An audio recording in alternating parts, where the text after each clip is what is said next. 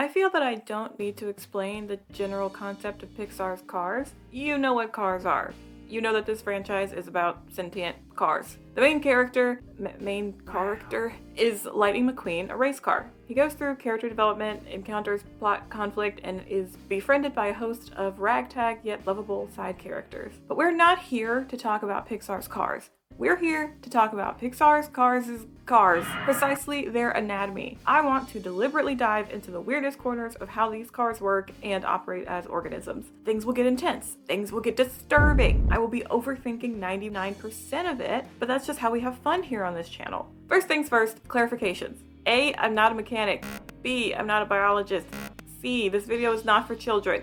I tried to see if anyone on YouTube had done a similar video, and I was met with a wasteland of YouTube Kids content where each listing was some new amalgamation of Elsa from Frozen and Pixar's Cars, each with like 70 million views. Yeah, this ain't gonna be one of them, so viewer discretion. D, I'm making a distinction between the anatomy of cars and the universe of cars. I've heard lots of theories about where cars come from and what might have happened to the humans in universe. However, this video is strictly focused on the cars themselves and not the world around them. Nothing like politics, nothing like religion, nothing like culture. That's for another day, another time, maybe even a future video. For this anatomical analysis, we'll be looking at all three Cars movies and the Cars on the Road limited series, maybe with a select few shorts added in. Anything that's not Mater's Tall Tales, I will accept as canon.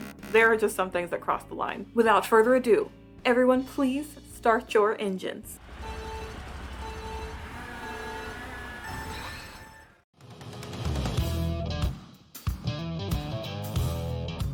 Now let's talk about the exterior. All vehicles in this world are sentient, with cars having the biggest on-land population. The cars come in different makes, models, shapes, and sizes. The majority of what makes the Pixar's Cars actually cars are some main commonalities.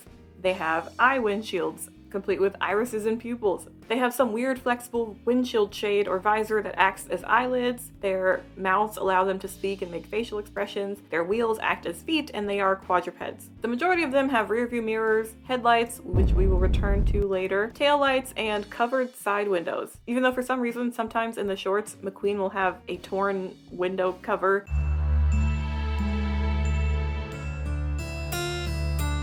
Some cars seem to be smaller, which we would classify as a two-seat vehicle, while others are longer and would theoretically have the capacity for 4 seats or more, except, no one sits in the cars, so they technically don't have seats as far as we know because we've never seen inside of them. The exception to some of these parameters are for camper vans, trucks, and buses, but we won't be talking much about them in this video. Despite their anatomical differences, they seem to live comfortably within the Cars universe, even being used to mostly transport cars or transport other vehicles. There are boats, planes, and helicopters too, but that's beyond the scope of this video. The shells of the cars can be scratched, scraped, dented, or completely crumpled, but can usually be replaced, buffed out, or repaired. Most cars get repairs instantly, but in Cars 2, Mater talks about the value of a dent similarly to how we talk about scars as humans. So some cars choose to get their dents buffed out and some cars don't. While this can seem advantageous at first, I don't think a dented exterior is completely painless for them. In fact, there's a single scene in the first movie where Lightning McQueen falls into a thicket of cacti and feels pain. So despite the tendency to think of them as being nearly indestructible, immortal vehicles that can replace all of their parts all the time, they do seem to have some pain receptors even on the outside. The cars aren't all mechanical. There are just too many pieces of evidence that these organisms have to be, well, organic. They have teeth and tongues that have to lead to some sort of soft interior. There's an episode in the Cars on the Road series where Mater and McQueen even insult each other by claiming the other one has bad breath. When they wear headphones, they wear them over their side windows as if their auditory processing system is on the inside of the car. The cars all have different eye colors for some reason. In Cars 2, we have a rare moment where we see welder cars that put eye protection on over their windshields. Momentarily, this made me consider the very real and very horrific possibility that the car's windshields aren't clear glass protecting a soft eyeball, but are rather gigantic rectangular soft eyeballs themselves. As in, if I leaned forward and touched it, it would be squishy rather than solid. That nearly made me stop making this video. But I thought about it again, and I think that they just wear that extra protection because maybe replacing a windshield is like a major headache in the Cars universe and is super difficult to do without actually hurting the real eyeball or eye cube, I guess, underneath it. Come to think of it, every time there's been a crash on screen, I'm not sure they've ever put in a shattered windshield as a detail. The only time we see it is for 4 seconds in the Mater and the Ghostlight short, where there's a giant machine that has one eye out. Further on the topic of eyes, there are a couple of cars in this universe that just have gigantic car glasses. You can tell the animators quickly just gave up on logical sense when they were making Cars too. Oh my gosh. So car myopia is a thing somehow, which means they definitely have fully developed retinas. But the thing is, why in the world would they create glasses in the shape of what we as humans would recognize? Why not just put another prescription windshield over the first windshield? In one of the Radiator Springs shorts, Lightning McQueen gets hiccups, which suggests the presence of a diaphragm. There's a scene where McQueen nearly throws up, which means they have an organic stomach that can regurgitate what they eat. We'll talk about diet in a little bit. Also, somehow they have to breathe oxygen, as seen in this clip of a special agent putting a respirator on underwater. And he ain't doing it to protect his oxygen sensor or whatever. I'm certain that this means they have lungs. This would also explain why Mater in the second Cars movie is able to literally get knocked out via gas like he's in Squid Game or something. McQueen, when he pushes himself too hard during one of his races, begins to pant because he's not getting enough oxygen somehow with all of the exertion. So yeah, cars need to breathe air. Now let's talk mechanics.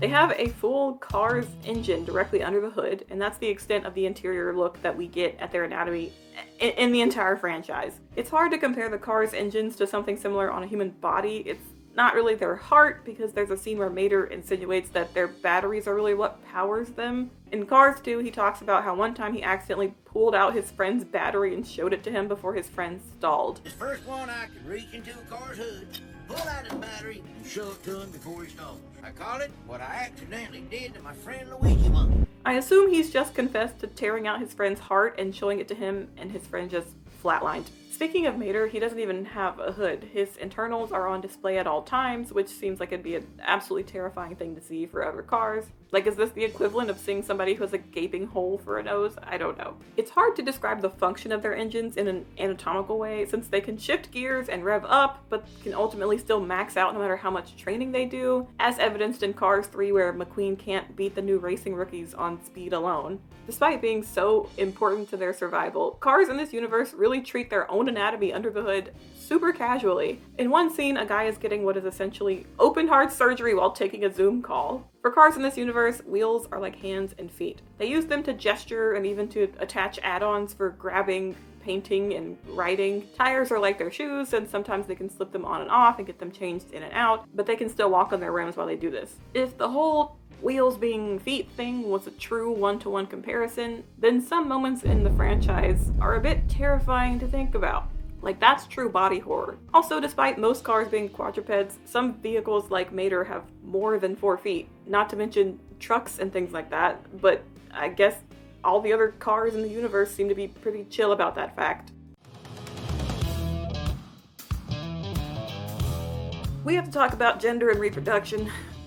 I hate that I have to even make this a section in the video. I hate everything about this part. The Cars universe operates on a male-female binary for some reason, but there's literally no indication of what makes a car female or male. Is it the brand, or the model, or the body style? It's definitely not something so simple as having an antenna, or having a larger bumper, or a curvier build, or anything. The Queen has an antenna. Francesco in the second movie has probably the widest bumper we see on a car compared to his body thinness. And if we're really being technical here, Lightning McQueen has curvy hips and is thick. In the first movie, we see that cars have gendered restrooms, which suggests that something's different with the configuration of their tailpipes or oil pans or something. We do have moments where Mater reaches down to tow someone, and the reaction everyone gives is as if Mater's literally grabbing them by the genitals and hauling them off to be fixed. Then in the second movie, Mater himself gets something magnetized under his bumper in this Japanese bathroom. Happens to the best of us. But even if the distinction between male and female cars was based on differentiated manufacturing styles, it wouldn't make sense because cars, presumably, shouldn't produce sexually. There are so many things I could say about reproduction in the Cars universe. There are literally no physical ways for these cars to reproduce, despite some interesting fan art I've seen while researching things for this video. As such, there's no reason to have gender or even a determinate sex for any of these creatures. The only thing they can do is like kiss. But in universe, male cars even refer to female cars as women, despite this being a major oversight, because how do cars even know about the word women if the word men and the concept of humans never existed in the first place? Logically, the creatures would have to be agender and asexual, but panromantic if they so choose. But we're not ready to have that conversation as a society. So here's the truth about how cars reproduce, because this is the only way I can think of. Cars who want to be parents order a child like in the movie Robots. The parents basically build their own kid and choose all of its customizations, even its stupid fake car gender, against the child's will. As the child gains miles or something, they grow older and get bigger body shells and bigger parts until they're adult sized, because there's no way they grow naturally. In this scene, we see a child car. You can tell by the sippy cup and tiny body frame. She is surrounded by a red car and a blue car, who are presumably her parents, and she's purple, which suggests car genetics. Or they just wanted to be cute and give their daughter a purple shell. She also doesn't have any features from her blue parent. She's literally a tiny version of her red parent only. So there's no such thing as creating new hybrid car models. You either have to have the brand of your mom or the brand of your dad. This next topic sparks a lot of controversy, but we're just gonna state the facts here. In the first movie, these twin female cars flash Lightning McQueen after he finishes his race. McQueen and his security guards react as if the girls have literally flashed him the equivalent of breasts in this universe. Some people online have posited that this indicates that headlights in their world are mammaries of some kind. I actually think there are multiple explanations for this, multiple headlight theories, if you will. Number one, headlights in cars are feminine appendages like breasts. Most vehicles in this universe have headlights in order to navigate at night. This would mean either most or all vehicles are female or AFAA, assigned female at assembly. This means that cars without headlights have purposely gotten modifications to not have them, fucking top surgery. But still, it's slightly uncommon for a car to have no headlights. Because in the first two movies, McQueen runs into a lot of issues because he doesn't have headlights, since his are stickers and not real. When he explains this to Mater, he says that race cars just don't need them and don't have them. So yeah, essentially McQueen wears pasties, but they're not there to cover the nipple, but they're there to add a nipple. That's hilarious to me. And Mater only has one headlight and then loses it in this one Shorts episode. So the implications of that are wild. McQueen does get implants to get real headlights in the second movie, and then he proceeds to flash people. So good for him. Good for him. Would that make it a trans feminine transition for him? I don't know. See, that's the thing. Under this first theory, headlights as feminine appendages could be suggestive, but are usually maybe fine in proper context, like driving at night. But in the Cars universe, if used in an improper context, like using them in the daytime in public to flash someone, maybe it's inappropriate because it's seen as sexual. But here's the problem with that. Literally a few scenes before this flashing scene, a security vehicle flashes his lights to try and get a camera crew to leave. So unless that security car was using some interesting distraction tactics, maybe flashing isn't a sexual thing at all. Maybe it's just like flipping somebody off or something, but then that doesn't explain why McQueen acted the way he did, because he did enjoy it.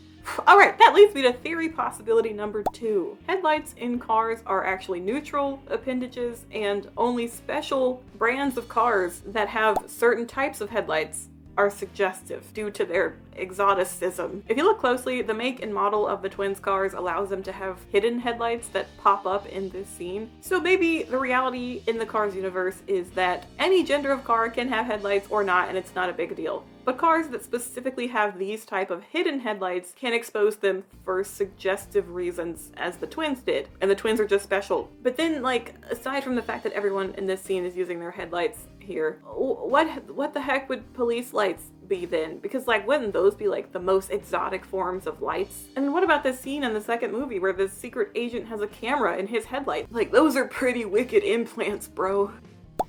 Now, let's talk about headlight theory number 3. The theory that I think is most likely is that the presence and use of headlights in the Cars world isn't sexual and isn't offensive. Instead, it's the use of high beams that is rude and inappropriate regardless of gender. So if Lightning McQueen had responded that way to the twins flashing their high beams at him, it's only right to assume that he equally would have been dazzled by this one security officer that did the exact same thing, or else gender equality in the Cars world is fucked. This is a weird thing, but I don't even know what's supposed to be attractive to a car. Throughout the movies, of course, to us humans, there are some cars that for some reason look better to us. You can't tell me the Pixar animation team didn't make this car specifically sexy unintentionally. They did it on purpose. Don't ridicule me for this. In the entire franchise, the only verbal indication we get of attraction is in this running gag in the second movie where Sally keeps talking about Francesco having open wheels. That's that Italian Formula car.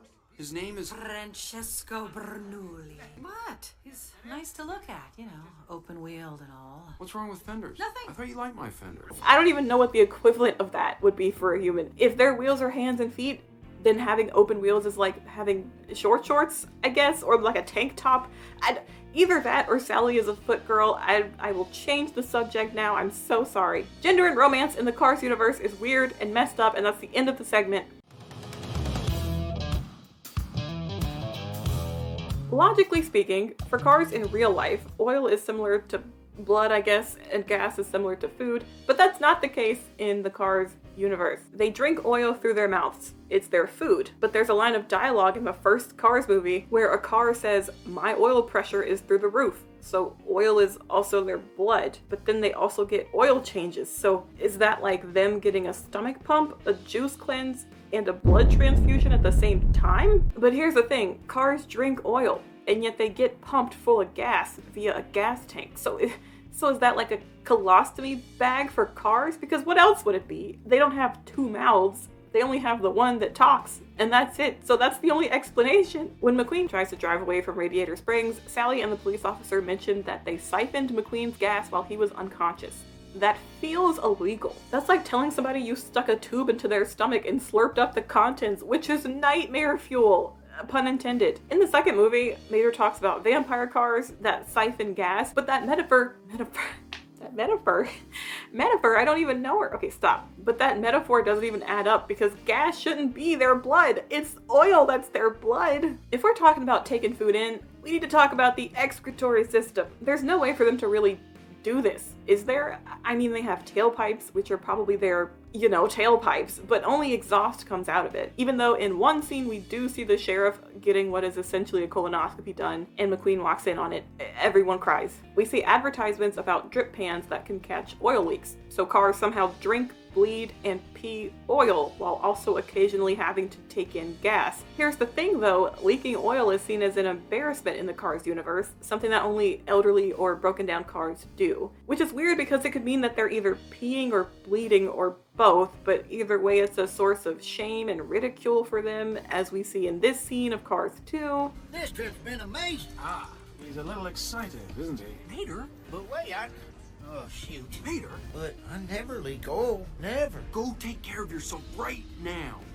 This means there are some very strange moments if we follow this logic. In this scene in Cars 2, Secret Agent Finn pours oil out of his rear headlights, so he shoots blood or food or pee out of his hips to make other cars spin out on it. That's hardcore. In the second Cars movie, when the big oil tycoon car suddenly goes electric, is that like going vegan for them or what? And drinking oil is definitely not going to be good for their dental hygiene. I'm surprised any of these cars have teeth, especially not ones that are pearly whites considering their diet, unless they're somehow dentures or veneers, but literally what would the purpose of that be? They don't even need to chew anything, they just drink. The Cars universe has actual bathrooms that are like pit stop stations for when cars have leaks or need to fix something up. How they're supposed to do that, I have no idea. Just find an oil pan and drip into it until it stops? I don't know. In Cars 2, Mater finds himself in a Japanese bathroom with extremely fancy controls, including a bidet. Why literal cars would ever need a bidet up the bumper,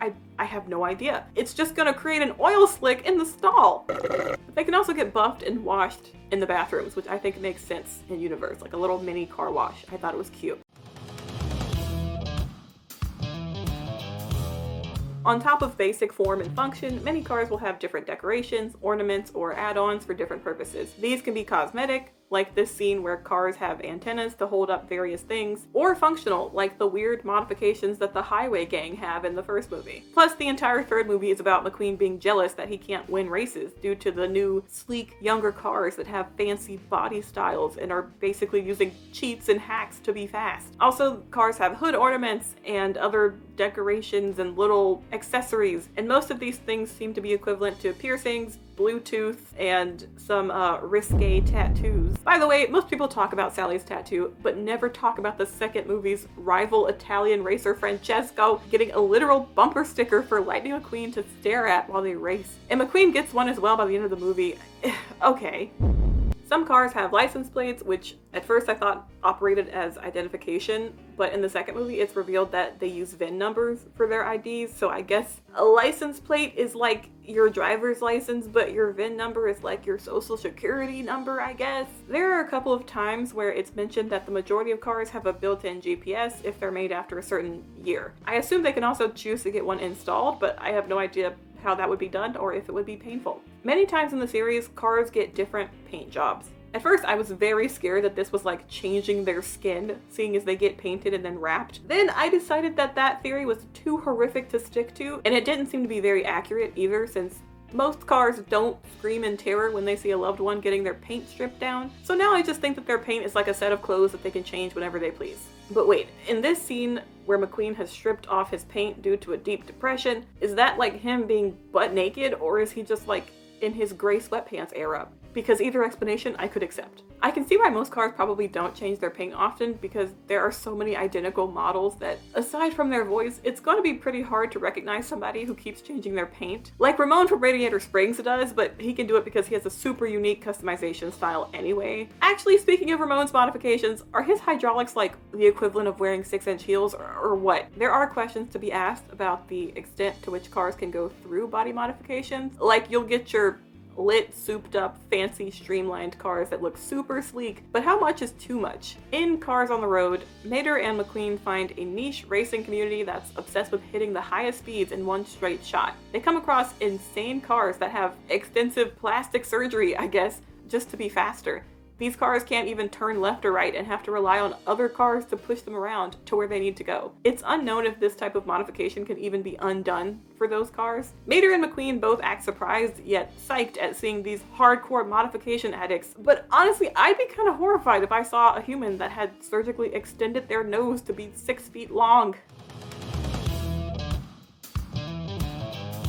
Despite all this cool stuff about being half machine and half organic life form, cars definitely do still suffer from affliction. They can rust all the way through, as we see in the first movie. This is viewed as unhealthy or unappealing, and McQueen is 100% prejudiced against rusty cars in the beginning of the first movie. Even though rust seems to be semi-treatable, many cars can have so much that it's virtually permanent, or they can just not care and don't really choose to treat their rust. But if it gets out of hand, it can literally cause their parts to become rusty and fall off. I guess it's like extreme car arthritis. They can also break down, leak oil, run out of gas, and get stranded on the side of the road for like forever, I guess, until someone finds them. Cars that break down often are called lemons, and that word is literally like a car slur in the Pixar Cars universe. There are cars that are usually known to be old, outdated, or have super unreliable body parts.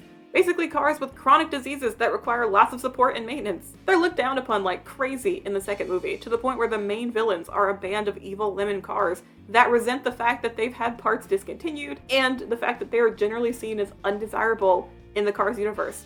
Besides disease or breakdowns, we do need to talk about the idea of death in the Cars universe. The founder of Radiator Springs, Stanley, has a statue and is alluded to multiple times as if he's passed away. In the second movie, there's a lot of talk about the bad guys wanting to kill race cars, and we see actual on-screen car deaths and violence and guns for some reason. In the third movie, Doc has somehow passed away off screen, and everyone treats it as a sad and bittersweet thing that was just inevitable, but was never explained. First, it's unclear how a car is determined to age. We're not sure if it's based on mileage or just years that the car has lived, but we know that the cars do age. The oldest car that we see in the franchise is perhaps Lizzie, the wife of Stanley. She talks and acts like an elderly woman who has some cognitive hiccups every now and then due to her age. When it comes to life and death, we see absolutely terrible car crashes crashes that essentially crumple the insides of the cars, like what happened to Doc and McQueen. Despite everyone's reactions to these, all of the times that we see a car get damaged, they can get very easily fixed up. So maybe the insides of the cars aren't as dense as we thought, or maybe their vulnerable organic parts aren't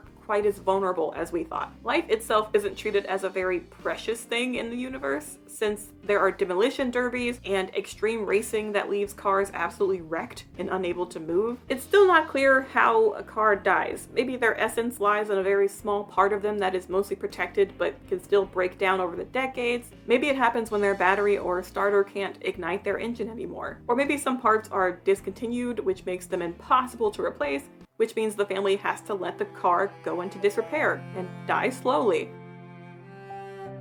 In the series, Mater canonically dies, and he meets the Speed Demon, which is a car deity that has metal wings. So they have car heaven and or car hell. And Mater tries to trick the Speed Demon, and he flies back into his body via opening his car door and hopping in. So, we know a lot about cars, but there are a few moments in this franchise that I personally can't stand and refuse to assimilate into my observations and therefore wholeheartedly reject from the canon. For example, in the series, Mater and McQueen build a campfire for warmth even though they literally shouldn't need it, and probably should be nowhere near a fire. With the amount of oil and gas they're probably burping out of them. In the first film, Sally's hotel office has a fan for some reason. So I'm not sure if this means that they can't regulate their own body temperature and sometimes need external sources to cool them down or warm them up. There's one scene where McQueen is trying to convince a couple that he's being held hostage in Radiator Springs, and in return, they lock their doors. Even though not once in the Cars movie do we ever see the interior of any vehicle. So why would there be any locking mechanism at all? Is it a vestigial evolutionary thing? They just have internal locks but don't need them, like how humans have an appendix. And Cars 2 really just walked all over their own world building. In this movie, cars have gigantic, garish accessories that fit more into a human world than their car world, like stupidly big hats and even an airplane neck pillow. Also, it just decided to throw in the fact that sometimes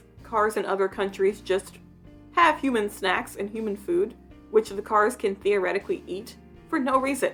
Just because. There's moments where Mater tries to drink water, which the car shouldn't need to drink, and in the series, some of the references are so human-like that it doesn't even make sense. There's an episode about a haunted hotel that pulls direct references from The Shining, but instead of an elevator of blood, it's an elevator of antifreeze. That makes no sense, since oil should be their blood. It's so inconsistent! One of the weirdest things is an episode of Cars on the Road where they go to a circus and there's a car that has the ability to open its trunk. In this universe, I can't even think of what that means. No wonder McQueen nearly throws up at the sight of it. There's another episode where they're shooting a movie and the movie features zombie cars with external brains. How do they even know what brains are and what they look like? I give up.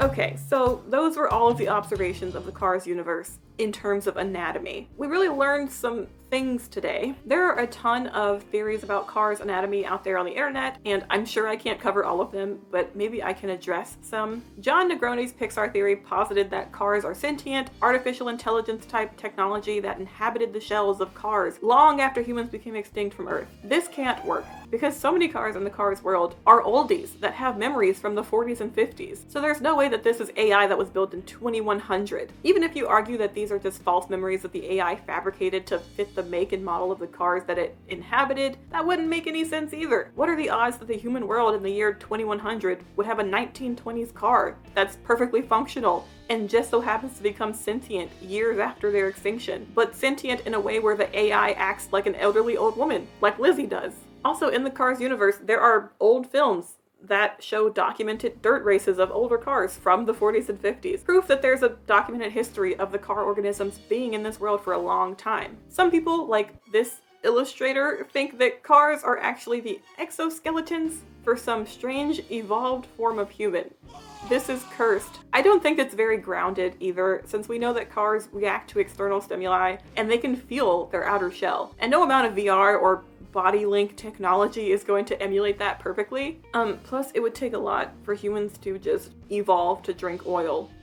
and excrete oil. And then you'd also have to explain boat anatomy and plane anatomy, and that just doesn't work, because like, what's going on there? MatPat's Film Theory channel 6 years ago insisted that cars in this universe were similar to extremely evolved insects with an exoskeleton and softer insides. I don't think this is feasible either, since they just have so many similarities to humans that push them into being a more complex, different life form. And what are the odds that an insect species evolves to look exactly like a Volvo from human car manufacturers? Also, the cars aren't covered with an exoskeleton of chitin, as MatPat pointed out, because we see that in the movies, the cars are magnetic. They are real metal and not some hardened biological material. Other theorists, like this illustrator, think more organically in terms of evolution. I think this is far more accurate of a diagram and the closest to what I believe, but I also think there's too much filler here. Some of these organs aren't really being used by the in-universe cars and therefore aren't needed. And think about the insane amount of car wreckage we've seen before. It doesn't make sense for the cars to be so jam-packed with soft tissue. I mean, we don't see any tissue or oil leaking out when they have car wrecks, so either these cars have layers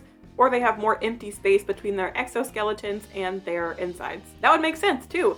If I were to evolve to be a vehicle, why would I expand my innards until they're barely protected by a couple of inches of metal? If anything, cars need extra protection. They need extra layers or extra space to withstand the impact that they experience on a regular basis when they get into accidents going 60 to 70 miles an hour on back roads and highways. Also, it doesn't give the cars any space for swapping out parts or swapping their shell. Once again, these children cars force us to contemplate the nuances of allowing cars to change their shells and grow into bigger shells over time, which is something this anatomical theory unfortunately can't account for. Now, many of you may be shouting, screaming, yelling, and crying because I'm not mentioning this one moment that happens in Cars 2, and that's the moment where Mater is inside of a black market organ car part warehouse. He comes across a seemingly abandoned car that's empty inside, which springs to life in this horrific way. It's grisly. It's difficult to look at. It spits in the face of car god. Now, within all the above theories, how can this car exist? They just can't explain why this car exists, but I'll tell you how. Because we're gonna talk about my theory. MatPat posited that the chitin that makes up insect wings is the same chitin that makes up the exoskeletons of insects, which is a fact that he used to support his cars as insects theory. However, Mr. Matrick Patrick, Sir Matthew Patthew, there's something else that has an exterior made up of chitin: crustaceans. Bear with me here. Think about it. If cars are insects with exoskeletons that can't be removed, then how the heck do cars in this universe grow from childhood to adulthood? They have to have their parts replaced. Most insects don't typically do that. You squish their outer shell, you end up squishing the insides as well. Therefore, the fact that the cars in this universe regularly have their shells replaced or repaired means that there's some level of separation that exists. However, the idea of a crustacean also suggests molting, and I don't think that the cars in Pixar's Cars molt. Instead, I will come to the only other logical conclusion. They are not AI, they are not humans, they are not even insects. They are hermit crabs. The anatomy of Pixar's Cars would maybe look something like this. They have a soft-shelled interior that contains their organs and can shift around to match their shell over time, in a way that still gives them plenty of space for the shell to get damaged without threatening their vital tissue. The shape of their shells may even alter the shape of their internal organs, so they probably squish themselves closely to the front and bottom of the car to conserve space, and to protect themselves from extreme crashes. They change shells as they grow older to match their age and desired size. The car's windows are covered, possibly to save their insides from UV rays from the sun and keep their interior temperature regulated. This theory also explains the strange French car here. Somehow the windows were never covered and the organism's body is so low inside of the car that it morphed to see through the headlights rather than the windshield. It's almost like it's a child organism that has a gigantic shell that it can't fit. Maybe it's a teenager car who just graduated to an adult shell and is waiting for their innards to fill the proper cavities. But then you'd think that the cars would be used to seeing that if it was such a common sight. Or maybe it's just an extremely strange car with a very rare condition. Also, I don't know what this means for the Cars universe, how these organisms came to be, and why they're inhabiting the shell of cars specifically, if they're even human hybrids, which I don't think they would be. Maybe that will be explored in another video. But my anatomical theory stands for now, for me personally. Look upon Lightning McQueen and weep. Thank you guys so much for watching. I sincerely apologize for for what you've just witnessed. Leave a comment, hop in the discussion, give your own headcanons and theories so you can personally make me lose sleep at night. If you like this video, you might like my High School Musical essay video, or my dramatic retellings of one of the YA romance novels written by L.J. Smith. I have an Instagram where I make art very infrequently, and I also have a Ko-fi account where you can support my transgressions against humanity. If you want to stick around and see future content, consider subscribing. We will meet again in the next one. Bye!